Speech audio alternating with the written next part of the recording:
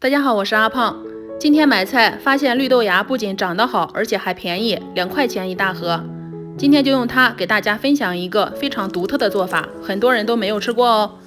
首先我们先把绿豆芽给它剪掉根部，然后再抖一抖，把绿豆帽给它抖下来，放入大碗中，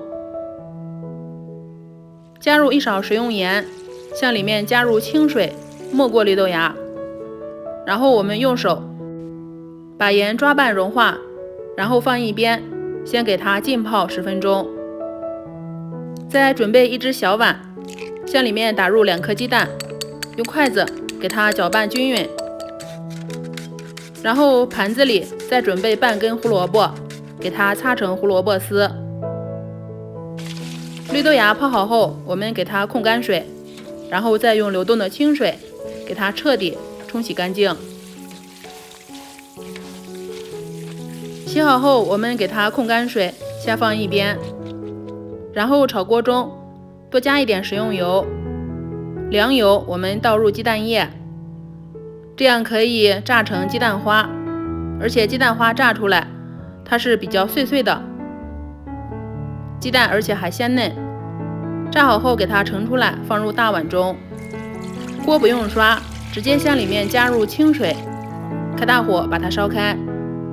烧开后放入绿豆芽，先焯水2分钟，再下入胡萝卜丝，再焯水1分钟，我们用漏勺给它控水捞出。捞好直接放入鸡蛋碗里，不用过凉水。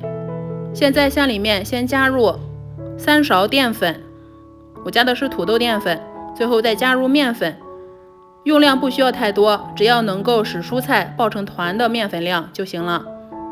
然后戴上一次性手套，抓起一个和乒乓球一样大小的团，把它团得圆溜溜一些，像这样。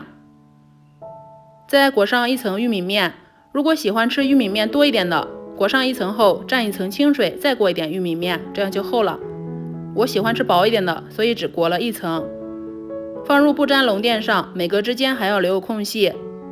现在调个料汁，碗里加入蒜末，再准备1根小米椒，用厨房剪刀剪成圈。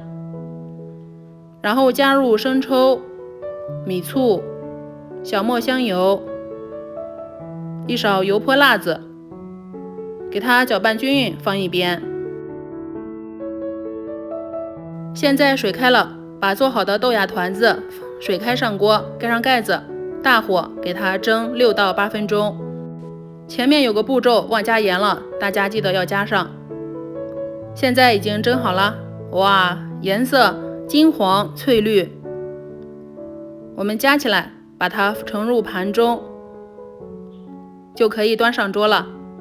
这样用绿豆芽做的蔬菜团子，吃起来非常的营养，因为绿豆芽的营养特别高，氨基酸含量种类都非常多，用它做主食好吃还饱腹，吃多了也不会上火，清蒸的不油腻。如果喜欢你也试试吧，喜欢的话可以先收藏起来，方便查找。这个做法非常简单。